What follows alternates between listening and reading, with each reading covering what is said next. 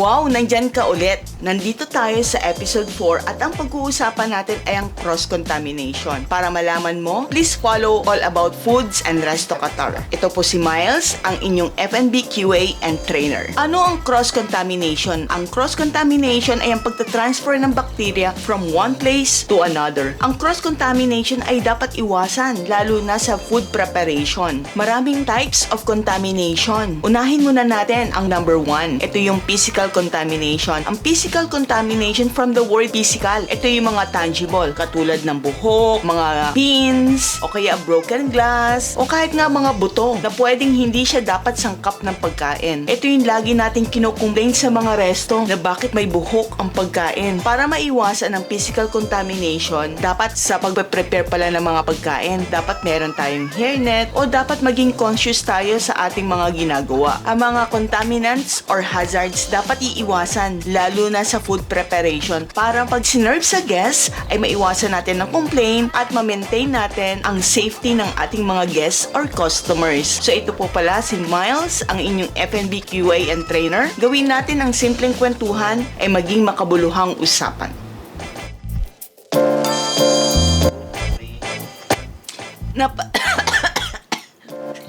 Delete. Delete mo nga.